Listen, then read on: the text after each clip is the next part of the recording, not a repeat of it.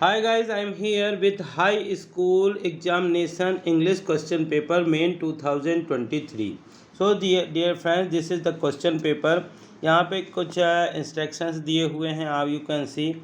और जो क्वेश्चन है वो आपको सेक्शन ए बी सी और डी चार सेक्शन में डिवाइड है।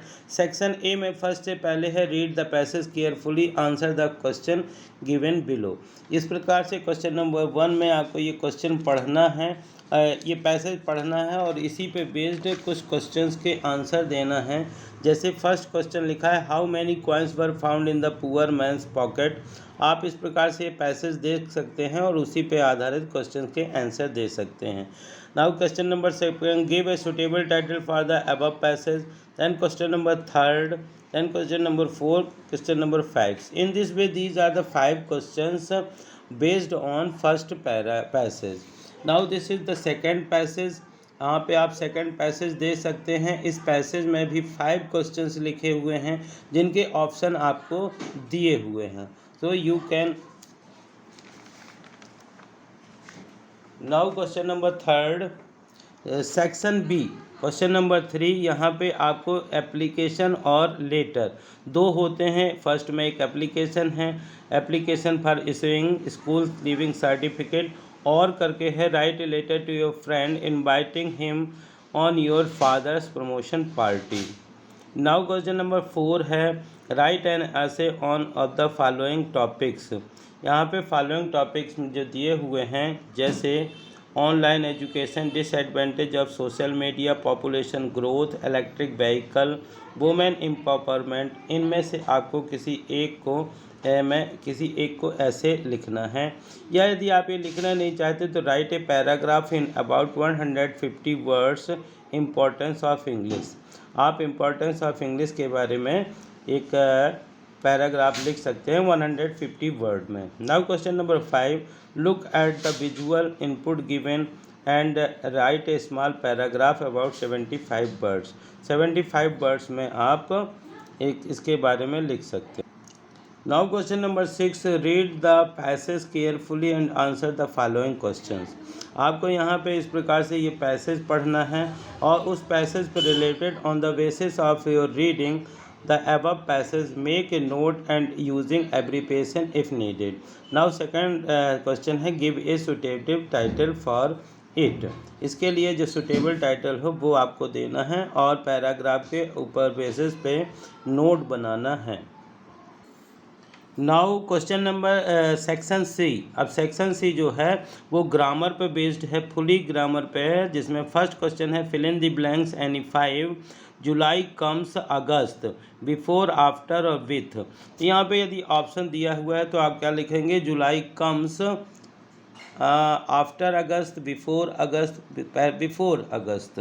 सो before is the correct answer. Now question number second लिखा हुआ है Ashoka was one of the greatest. So greatest is the correct answer. Superlative degree का यूज है, ग्रेट के दा के बाद one of the greatest king. Now question number third है we follow the traffic rules. We should follow the traffic rules. Should इसका use हो जाएगा, शुड हो जाएगा, शुड सही आंसर होगा। नाउ क्वेश्चन लिखा ही डाइड ऑफ कैंसर। वह कैंसर के कारण मर गया। जब किसी बीमारी से मरने की बात होती है तो हम वहाँ पर use Ritu has friends. Ritu has many friends, many friends कर सकते हैं। उसके बाद है she sings a song. She sings a song. May you live long. Dear friends, आपको इनमें से 7 क्वेश्चन होते हैं जिसमें केवल 5 ही अटेम्प्ट करने होते हैं।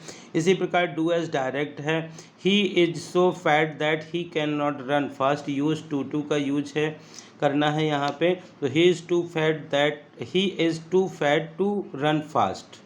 The boy is my nephew.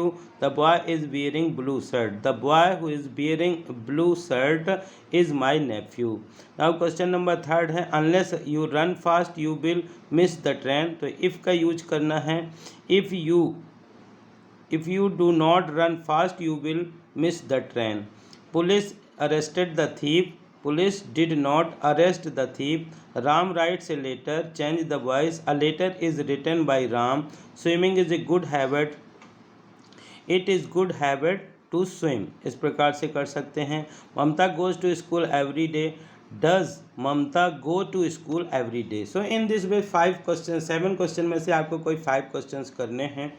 Now section D है, ये टेक्स्ट बुक्स पे बेस्ड होते हैं। According answer the following question, यहाँ पे आपको 4 क्वेश्चन दिए हुए हैं, 4 मार्क्स के क्वेश्चन हैं, ये आपके बुक से रिलेटेड हैं। नाउ क्वेश्चन नंबर 10 जो है वो इसमें भी एक पैराग्राफ दिया हुआ है, बुक का हु दिया हुआ है, उसी से रिलेटेड क्वेश्चन है।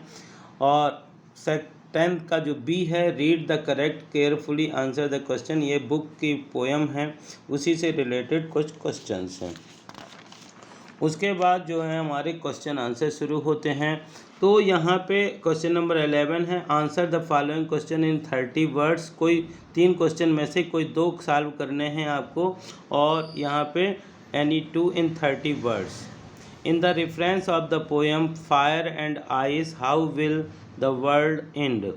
एंड आपको कोई 3 क्वेश्चन करने हैं। नाउ क्वेश्चन नंबर 12 है, यहाँ पे 12 में भी 30 वर्ड्स में 3 क्वेश्चन दिए हुए हैं, कोई आपको 2 करने हैं। नाउ क्वेश्चन नंबर 13 में जो आपको 8 क्वेश्चंस दिए हुए हैं, जिनमें से कोई 6 करना है, और ये 2 मार्क्स के हैं। नाउ क्वेश्चन नंबर 14, 15, 16 तीनों में ही और करके क्वेश्चन दिए हुए हैं, और हर क्वेश्चन जो है वो 3 मार्क्स का है। So dear friends, I hope कि आपको इस प्रकार से ये पेपर पसंद आया होगा। यदि पसंद आया हो तो इसे ज़्यादा से ज़्यादा लाइक करिए और अपने फ्रेंड्स को शेयर करिए, ताकि वो भी इस प्रकार का क्वेश्चन देख करके इसकी तैयारी कर सकते हैं। यदि आप चैनल पर नए हैं तो प्लीज़ इसे सब्सक्राइब करिए, बेल आइकन को प्रेस करिए, ताकि इस प्रकार के वीडियो जब भी अपलोड हों तो इनका नोटिफिकेशन आप तक पहुँच सके। Thank you for watching.